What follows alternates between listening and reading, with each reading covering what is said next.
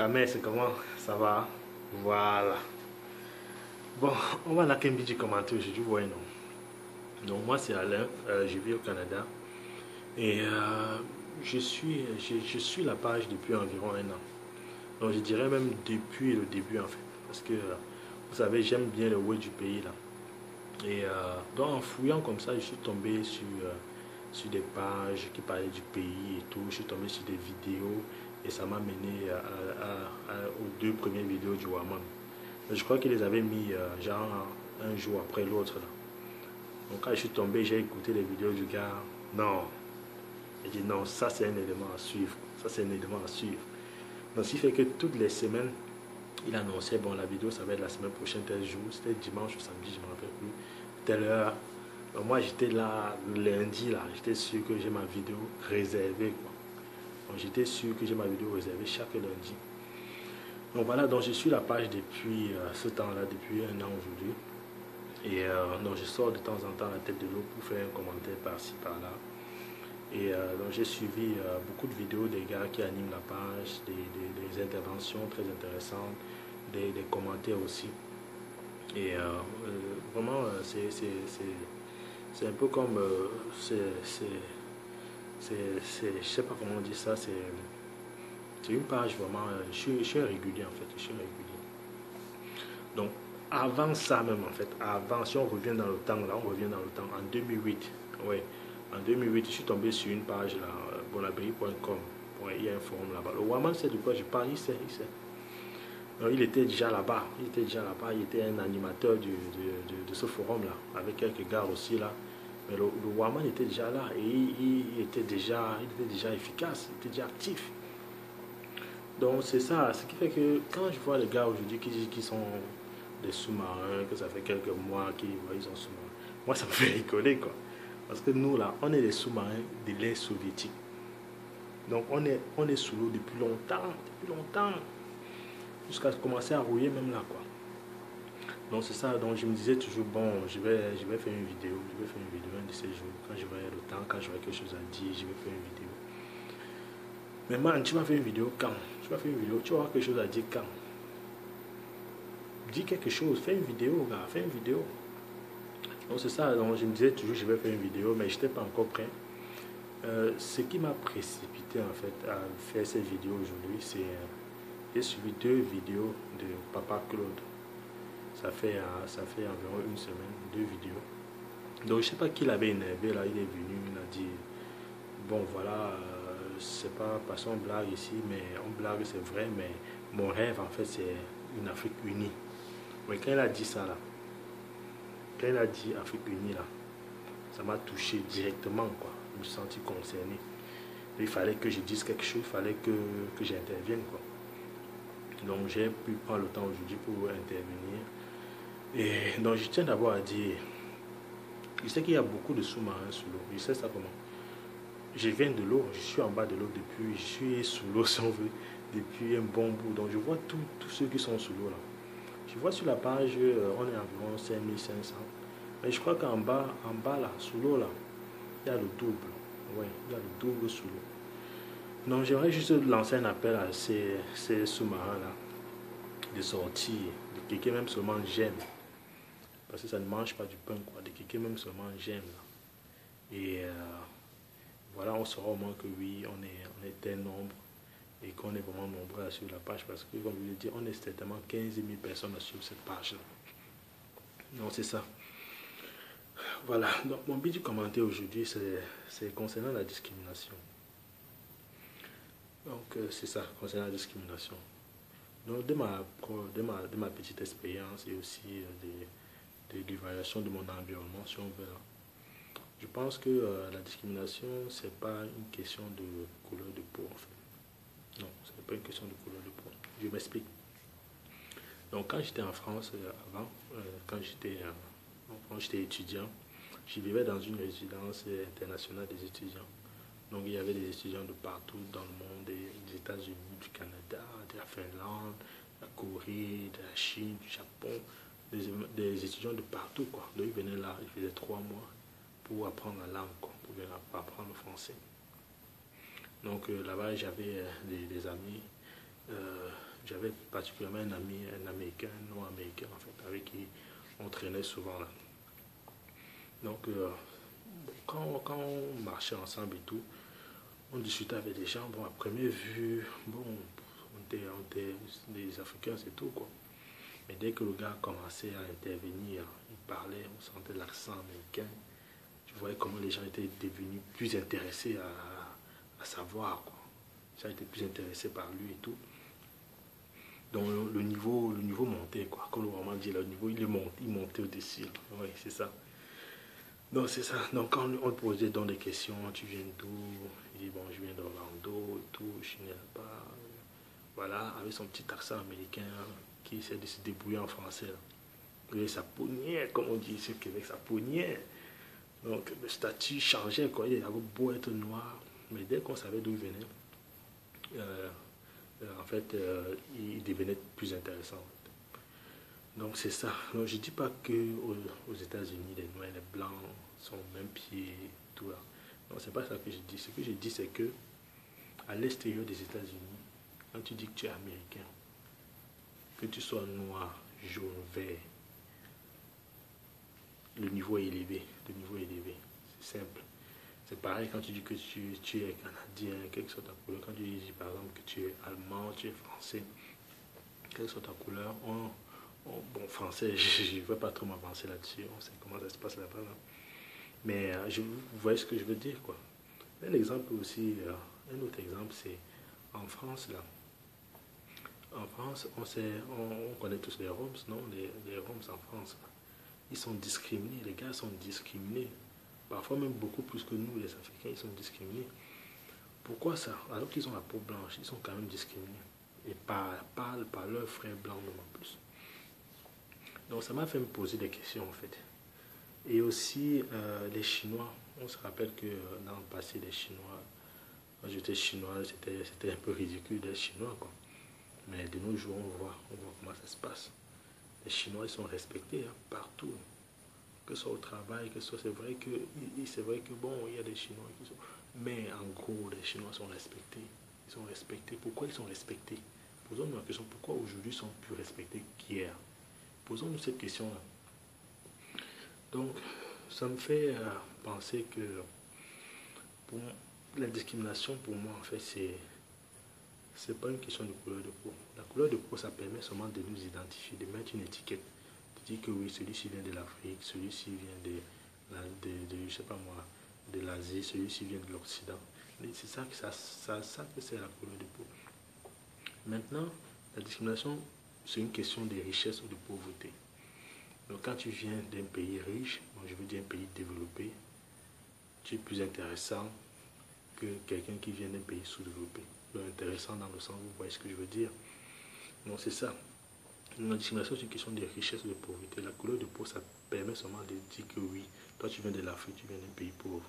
Tu viens de l'Occident, tu viens d'un pays riche. C'est ça en fait. Donc d'aucuns vont me dire que les Occidentaux aussi sont discriminés et tout. Mais moi, je n'appelle pas ça discrimination. Je trouve que c'est un mot très fort, en fait.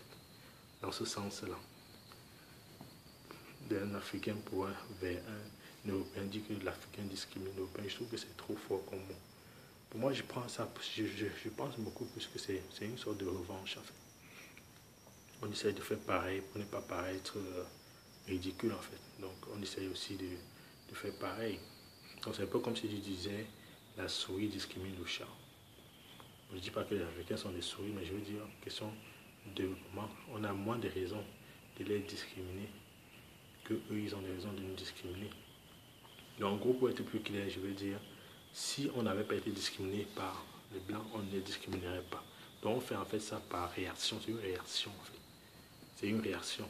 C'est pour ça que je dis que le mot discrimination, dans ce sens-là, c'est un peu fort. Mais cela dit, il y a aussi des situations dans lesquelles un blanc il est dans un milieu exclusivement de noirs et tout. Et bon, ça peut des fois dégénérer dans certaines situations. Bon, oui, c'est, on va dire, bon, voilà, ils sont discriminés. Mais je pense que c'est toujours une réaction, en fait. C'est une question, c'est une réaction, c'est beaucoup plus une revanche. Du moins, pour moi, c'est ce que je pense. Et donc, en gros c'est ça en fait. Et qu'est-ce qu'il faut donc faire pour pouvoir sortir de cette situation-là? Moi, je résume notre situation en 3 étapes en fait. Il y avait, dans le passé, il y avait une étape où on n'avait même pas le droit de se plaindre qu'on est discriminé. Donc on se contentait juste de s'effacer, de faire le moins de bruit possible. Donc cette étape est passée. Maintenant on est à la deuxième étape en fait. L'étape où on se plaint, où on parle, où on dit oui, on pointe du doigt que oui, on est discriminé, tu nous discrimines, tu ne nous aimes pas, tu fais ça, tu fais ça. Il faut qu'on travaille 10 fois plus pour avoir la même chose que vous. Donc ça c'est l'étape dans laquelle on est maintenant. Et je pense qu'on a beaucoup duré dans cette étape-là. On est resté là trop longtemps. On s'est plaint trop longtemps. On voit la télé, on voit des conférenciers qui parlent de comment les noirs sont traités par les blancs et tout. Mais bon, comme je l'ai dit, je pense qu'on est trop resté dans cette étape-là. Maintenant, c'est le moment qu'on évolue, qu'on passe à l'étape 3 en fait. Pour moi, l'étape 3, c'est quoi? L'étape 3, c'est l'action. C'est agir. C'est ne pas juste prêcher, mais de mettre en place des actions qui nous permettent de changer de statut en fait. C'est ça. Donc maintenant, qu'est-ce qu'il faut faire? Qu'est-ce qu'il faut faire pour pouvoir y arriver? J'ai un grand ici au Canada, il s'appelle Ferdinand. Donc, big up à lui déjà si voit ma vidéo. Donc voilà, je parle souvent avec lui et il m'a parlé de quelque chose qui m'a semblé très très pertinent en fait. Donc je vais prendre un exemple simple. C'est que ici au Canada, on est environ 1 million de Noirs, je pense. Autour d'1 million de Noirs. Bon, supposons que la moitié, soit 500 000 Noirs, aient la citoyenneté de ce pays. 500 000. Ce qui est même peu, je pense. Supposons que dans les 500 000, il y ait 400 000 qui soient des adultes. Oui, qui soient des adultes. Supposons que dans ces 400 000, il y a 300 000 qui adhèrent à un projet. C'est quoi le projet? Le projet, c'est de se mettre ensemble. Supposons qu'il y a 300 000 qui décident de se mettre ensemble. Nous avons des élections fédérales qui arrivent l'année prochaine là. 300 000 personnes, si on décide d'aller voir les candidats qui se présentent aux élections pour être Premier ministre du Canada, on envoie un comité de Noirs en fait pour dire voilà, on est 300 000 personnes, on parle d'une seule voix. Donc si on vous soutient, vous avez 300 000 votes qui sont garantis.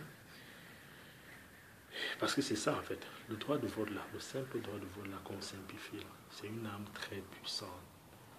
Mais tant qu'elle est utilisée de façon individuelle, chacun va voter de son côté là, ça ne sert à rien.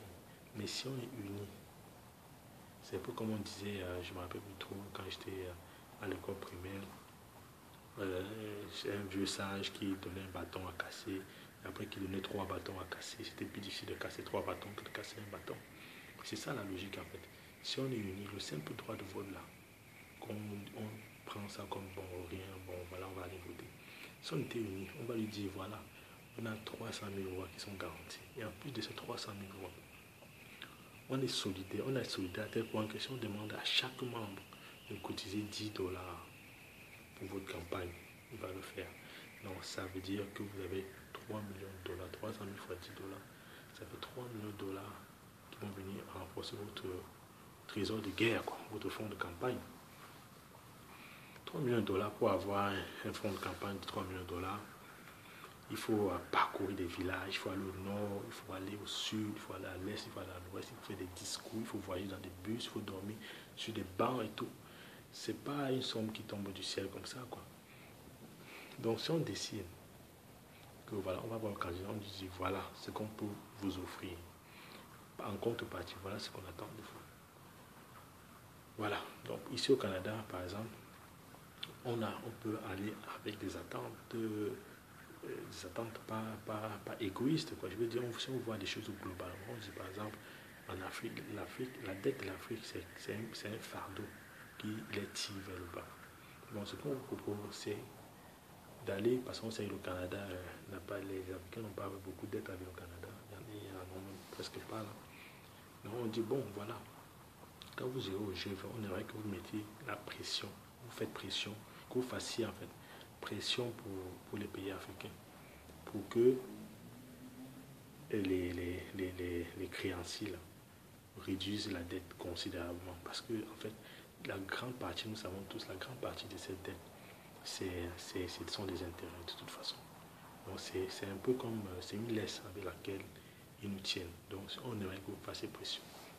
Donc ça c'est au niveau du Canada. On peut avoir plus exigeants, on peut avoir d'autres exigences aussi. On peut demander par exemple je sais pas moi, je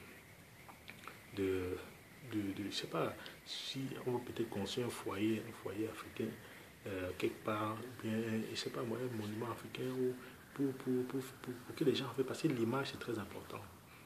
C'est très important l'image. Donc le fait de construire par exemple un monument pour la gloire de l'Afrique ou bien pour l'époque de l'esclavage, pour réveiller les consciences.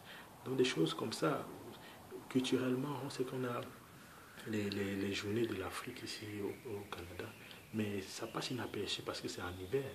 Donc supposons qu'on mettait ça en été, là où là il y a tous les festivals et tout, ce serait plus, il y aurait une bonne visibilité. Donc il y a autant de choses sur lesquelles on peut négocier. Donc ça c'est au niveau du Canada. Si, imaginons, dans chaque pays, en France, il y a environ, je ne sais pas moi, 2,5 millions de Noirs. Donc si on faisait la même chose dans tous les pays, on pourrait mettre la pression sur le gouvernement pour notre continent. Oui, parce que c'est ça la finalité. Tant que notre continent sera sous-développé, et c'est sûr que on ne sera pas nous-mêmes. On ne sera pas nous-mêmes. Tant que le continent serait sous-développé, et on sait bien qu'on a tout ce qu'il faut pour être développé. Tout ce qui nous manque en fait, ce sont des pressions. C'est beaucoup plus de pressions. C'est vrai qu'on a notre mentalité qui contribue aussi, mais au niveau des gouvernements, les gouvernements occidentaux, la France par exemple, ils ne verraient pas d'un bon oeil qu'on se développe. Donc tout ce qu'on peut faire en fait, c'est au niveau de la diaspora, nous de la diaspora, en montant des structures pareilles dans chaque pays dans lesquels on pourrait mettre la pression sur les gouvernements occidentaux pour qu'ils nous lâchent un peu la grappe au niveau de l'Afrique. Donc ce serait déjà un très grand pas. Donc voilà. La deuxième chose en fait, qui est pour moi très très très très importante, qui n'est pas à moindre d'ailleurs, c'est au niveau en fait de l'éducation, c'est l'éducation en fait. Ça c'est un autre élément que je pense très très important. Et justement c'est, excusez-moi, donc c'est un élément dont le grand Ferdinand m'a aussi parlé, c'est au niveau de l'éducation. Nous savons tous qu'il y a des Africains un peu partout qui ont fait des grandes écoles, qui sont dans des grandes organisations internationales et tout.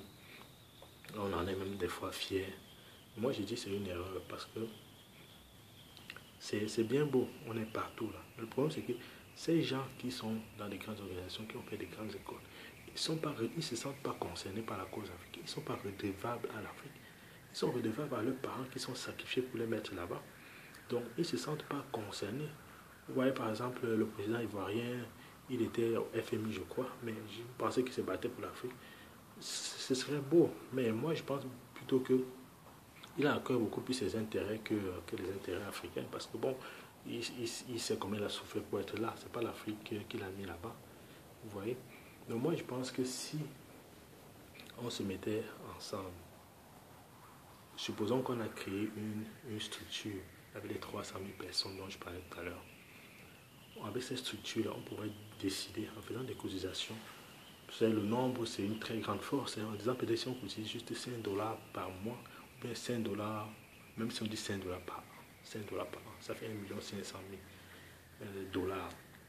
Avec 1 500 000, on dit ok, ben, on a des membres de la communauté, des fils qui ont fait des grands, qui sont très intelligents. Et voilà, ils vont. Quelqu'un qui est au lycée, on va parler du lycée parce que les systèmes scolaires, c'est le système scolaire qu'on maîtrise tous là, tous en tant que Camerounais là. Donc on dirait au lycée, on envoie des enfants qui sont des génies au lycée. Même au Cameroun, on envoie des enfants qui sont des génies. Mais après ils finissent comment? Ils se retrouvent par exemple à l'IUT3 là, ou bien ils se retrouvent, je ne sais pas moi, Polytechnique de Yaoundé, il finit là-bas, après il reste, il se trouve un petit truc là vite fait, il fait. Ou bien même ici en Occident, il se retrouve dans les universités. Alors que si on avait un fonds, un trésor de guerre, comme je dis là, c'est $1, disons $10 par an, par personne. Ça fait 3 millions, un autre 3 millions. $10 par an, je ne pense pas que ça va empêcher quelqu'un de manger chez lui ou bien empêcher quelqu'un de rouler en voiture, quoi. $10 par an, ça fait 3 millions. On dit, bon, voilà, on a 3 millions. On met un comité en place, un comité indépendant en fait, qui va permettre de sélectionner les meilleurs d'entre nous, les meilleurs, donc ceux qui ont un grand potentiel, et les envoyer faire des études dans des grandes écoles, les Harvard, les Yale, toutes les grandes écoles qu'on connaît là. Donc on envoie les gens là-bas, on finance les études pendant, je ne sais pas moi, c'est 3 ans. On peut financer, avec 3 millions pour financer des études. Je sais pas, je n'ai pas fait les calculs là, mais il y a un bon nombre de gars qu'on pourrait envoyer dans toutes les grandes écoles. Donc ce qui fait que, et on finance tout leur cursus, ce qui fait que ces gens-là, quand ils seront là-bas, quand après ils vont finir, ils vont être dans des grands postes demain, des grandes organisations, ils seront redevables en fait à l'Afrique, parce que c'est l'Afrique, c'est les Noirs qui les ont mis là. Donc ils seront redevables aux Noirs. Si jamais on a, par exemple, des étudiants qui veulent faire des stages, quelqu'un qui est dans une grande organisation, qui est là parce que c'est l'association, c'est les Noirs qui l'ont envoyé. Mais vous savez comment ça fonctionne dans les entreprises ici, un peu partout. Là. Le réseautage, c'est 80% des emplois. Avant qu'un emploi ne sorte, en fait, sur les sites de recherche d'emploi, mais c'est parce qu'on n'a pas pu trouver quelqu'un, un proche pour occuper le poste. C'est comme ça que ça marche. Donc moi-même, où je travaille, je vois les offres qui défilent. On me demande est-ce que vous connaissez quelqu'un qui travaille, qui peut-être qui peut faire tel boulot et tout. On cherche quelqu'un tel boulot. Et c'est quand on n'a pas pu trouver quelqu'un qu'on met sur des sites d'emploi. Donc ça circule d'abord en interne. Mais imaginons qu'on a des gens qui sont dans des grandes boîtes parce qu'on les a mis là-bas et que et qu'on a besoin de mettre des stagiaires. Mais c'est sûr que ça va passer. Donc ça fait qu'on va pouvoir s'infiltrer un peu dans tout ce qui est important dans ce monde, quoi. C'est de cette façon-là qu'on va pouvoir le faire. Donc tous ceux qui auront été là-bas parce qu'ils ont été aidés par la communauté seront redevables à la communauté. Donc ce qui fait que demain, quand ils seront dans au FMI, ils vont se battre pour la communauté. Donc c'est tout à fait logique, quoi. Bon, je pars du principe que tout le monde a un bon fond et tout là. Mais même si tu n'as pas un bon fond, c'est une dette que tu as envers la communauté. Il va falloir que tu la rembourses. Donc c'est ça. Je trouve que c'est une façon, si on le fait déjà au niveau du Canada, ceux qui sont en France le font, ceux qui sont en Allemagne le font, ce serait vraiment salutaire pour notre continent, quoi. Donc c'est un peu de ça que je voulais parler. Donc je pense que c'est ça en fait la solution. C'est la seule façon en fait qui pourrait nous permettre d'émerger un peu. Parce que tant qu'on va évoluer de façon individuelle, je sais que l'Africain en général est égoïste et tout, il pense qu'à lui. Mais si on met de côté cet égoïsme-là, surtout que ça ne nous coûte pas grand-chose en fait. C'est vrai qu'il y aura beaucoup de choses à régler pour éviter par exemple que les comités ne soient infiltrés. On pourrait prendre des personnes indépendantes pour faire des sélections. Donc tout ça, ça peut s'arranger. Il y a des mécanismes qui sont en place qui peuvent permettre de mettre en place une structure pour sélectionner les méritants en fait. Et aussi au niveau des cotisations pour garantir que l'argent cotisé ne doit pas disparaître. Donc tout ça là, ce sont des détails en fait, ça peut être réglé. Donc je pense que ce serait ce qu'il faut faire en fait pour pouvoir aider notre continent. Donc il y a beaucoup de choses qu'on pourrait faire. Notre monnaie en fait, le franc CFA, que ce soit en Afrique centrale ou en Afrique de l'Ouest et tout. Nous savons tous que c'est ça, ça nous tire aussi vers le bas parce qu'on est un peu prisonnier des Français. Donc si en France on avait des lobbies, parce que c'est ça en fait, ce sont des lobbies, c'est comme ça que les lobbies fonctionnent. Comment vous croyez que les Juifs ont fait pour être là où ils sont aujourd'hui? C'est comme ça fonctionne comme ça. Et ce sont des choses en fait qu'on on fait pas de bruit, ça se fait dans le silence. Est-ce que vous avez un jour suivi que les Juifs ont manifesté ou bien les Juifs sont allés se plaindre de ceci? Non, ils font ça dans le bruit. Parce que c'est sûr que s'il y a des gens qui sont au courant de ça, ils vont essayer de vous mettre des bâtons dans les roues parce que les intérêts vont se rencontrer, les intérêts sont forcément divergents, donc forcément divergents avec des intérêts d'autres personnes. Donc ça fait que ce sont des choses qu'il faut faire certainement dans l'anonymat, en fait, dans le sous-songo, comme on dit là, en sous-marin, parce que je sais qu'il y a beaucoup de sous-marins sur le site là. Donc ils savent comment ça peut fonctionner de cette façon-là. Donc c'est ça, c'est une solution. C'est comme ça que ça marche dans ce monde, en fait.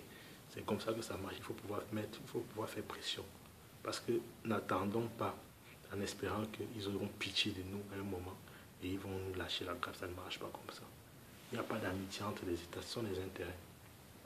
Donc, si on veut changer nos destinées, c'est à nous de prendre, de décider. Et comme l'a dit papa Claude là, et papa Claude c'est un vieux sage, c'est un vieux sage. Donc, je vous dis, il dit des choses très intéressantes. Comme il a dit, ce qu'on doit faire aujourd'hui, c'est pas nous qui allons forcément en profiter. C'est peut-être nos enfants, c'est peut-être dans 30 ans que ça va produire quelque chose. Mais il faut bien commencer quelque part. On a la responsabilité là de commencer. Parce qu'on en est conscient, on sait ce qu'il y a à faire. Pourquoi on ne le fait pas? Il faut juste le faire. Parce qu'on va beau parler, donner des conseils et tout. Mais tant qu'on ne les applique pas, ça, on ne va nulle part. Donc c'est un sujet que je tenais à aborder d'une façon ou d'une autre là. Et papa Claude m'a donné l'opportunité en fait en évoquant. J'ai compris qu'il y a beaucoup de gens qui pensent comme ça, quoi. Je suis sûr qu'il y a beaucoup sur le site qui pensent pareil, mais c'est juste que bon, ils ne savent pas qu'il y en a qui pensent aussi comme ça. Donc si tous qui pensent comme ça, on se met vraiment au travail, ça va donner quelque chose, quoi. Et voilà, donc il faut bien commencer quelque part. On va pas, il faut bien commencer quelque part, quoi. Il faut bien commencer à mettre la première pierre, comme on dit. Il y a une autre idée là que papa Claude a donnée. Lui, il a dit comme ça, j'ai même pas vu les gens réagir par rapport à ça. J'ai été un peu quand même surpris là. Parce que c'est quelque chose de très pertinent qu'il a dit. Il a dit ça comme ça, mais c'est presque passé inaperçu. J'aimerais juste le rappeler, mettre l'accent dessus en fait. Quand il a parlé de transfert d'argent en Afrique, voilà un sujet. On sait tous, nous de la diaspora, que c'est un combat quotidien. Je ne connais personne là qui regarde ces vidéos qui ne fait pas de transfert en Afrique. Et chaque fois qu'on va faire un transfert, on se plaint des frais. Je suis sûr, on se plaint que oh, c'est cher, c'est monté, c'est descendu.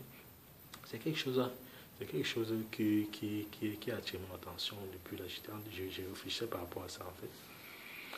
Et je ne sais pas trop si les chiffres sont justes là, mais on dit par an, c'est combien de milliards de transferts qui sont faits en Afrique. Je ne sais pas si c'est 50 milliards d'euros, je pense. Et les frais, ça représente, je ne me rappelle un peu quel pourcentage là-dedans. En tout cas, je ne vais pas dire n'importe quoi là, mais je sais que c'est en tout cas, on le sait nous tous, quand on va faire des transferts, combien ça coûte. Donc, papa Claude, il a dit voilà, qu'il faudrait faire quelque chose par rapport à ça. Moi, personnellement, je pense qu'il y a quelque chose qu'on pourrait faire, en fait. C'est très simple, en fait. C'est que, nous savons tous, beaucoup d'entre nous ont de l'argent payé en francs CFA. Il y en a beaucoup. Il y a Tata Flo même qui a raconté une histoire par rapport à son argent qu'elle a mis en banque là-bas et après, son frère l'a frappé, oui. Donc, il y a beaucoup d'entre nous qui ont l'argent là-bas au pays, en francs CFA. Il y en a beaucoup aussi qui, on vit ici, on a de l'argent ici. Il arrive souvent qu'on va envoyer l'argent au pays. Il arrive souvent que des gens qui sont ici, qui ont l'argent au pays, veulent faire venir l'argent. Ou bien des gens, même, on connaît des commerçants qui font des affaires au Canada, qui font des affaires en euros. Ils ont besoin de faire monter l'argent pour pouvoir l'utiliser. Ce serait simple, il y a une solution très simple. En fait, ce serait déjà si, grâce à ce site que le Warman a mis en place. C'est un site qu'il a commencé comme des amusements et tout, mais c'est quelque chose, je ne sais pas comment qualifier ça là, mais ça pourrait être utilisé à beaucoup de fins, quoi.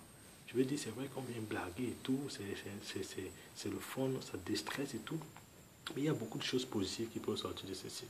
Donc je parie que d'ici quelques années, là, ce site, ça va le dépasser.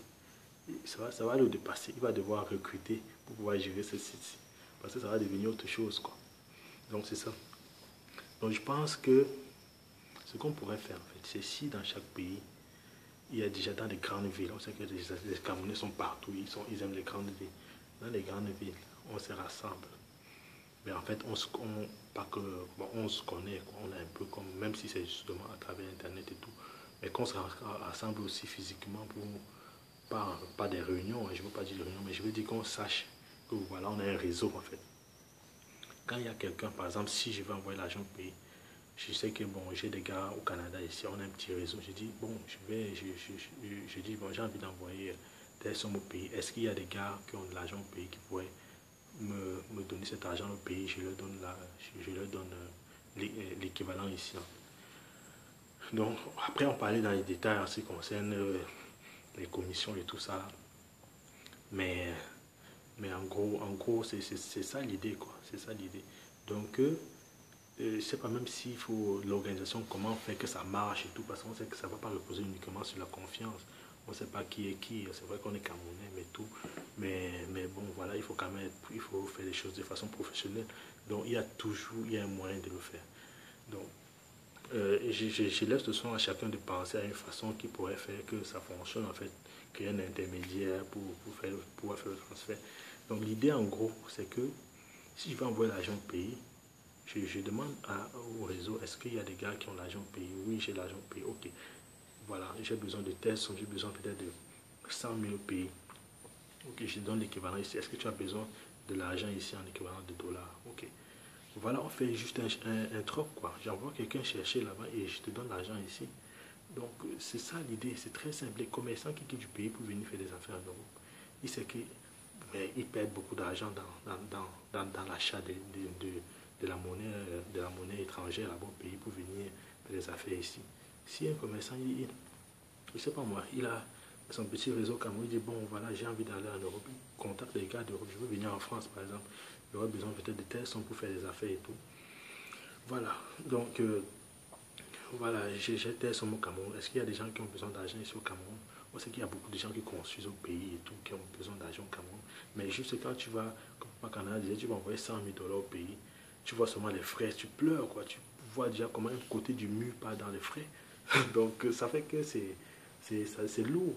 Mais s'il y a un système pareil, je veux dire, on met en considérant qu'on a mis des structures en place qui permettent que ce soit professionnel et que tout ce qui est, que ce ne soit pas, qu'il n'y ait pas de chance que quelqu'un perde son argent. Et je vous ai dit, il y a un moyen. Donc j'aimerais juste laisser le soin à chacun de penser à quelque chose. Après, on pourrait se retrouver, échanger un peu pour voir si on trouve quelque chose de fiable, quoi. Donc si c'est un système pareil marché, mais ce serait formidable. Ça ferait épargner beaucoup d'argent aux Africains, ça ferait épargner beaucoup d'argent. Parce qu'on est carrément dépendant des banques étrangères. Parce que tout ça, tous les Western Union, tout ça, ce sont des structures étrangères. On est prisonnier de ces structures-là. Si on mettait un système en place de cette façon qui marchait, mais c'est sûr, on s'affranchirait déjà de ça, ça ferait plus d'argent, ça ferait plus de projets, ça ferait plus de tout. Donc en gros, j'ai l'idée comme ça. Et bon, à chacun d'y réfléchir là. Et voilà, donc je pense qu'on pourrait commencer déjà par là. Commencer déjà par là et petit à petit, on va pouvoir construire quelque chose de grand. Donc voilà, c'était mon but du commentaire aujourd'hui. Donc je tiens, avant de finir, dire un salut au Warman, le remercier pour cette page qu'il a mis en place, qui nous permet de nous exprimer.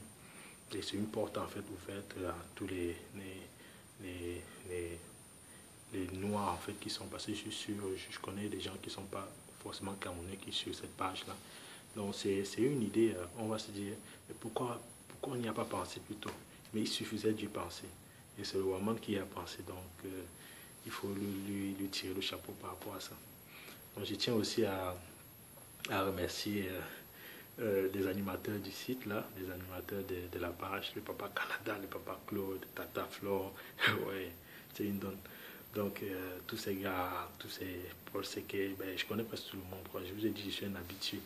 Donc les gars, vous êtes efficaces. Donc continuons comme ça et échangeons des idées, amusons-nous, mais essayons de faire passer des messages, essayons de non seulement passer des messages, mais passer à l'action surtout, parce que c'est ça qui va nous permettre plus tard de, de, de sortir en fait du joug de l'Occident. Voilà, passez une bonne soirée.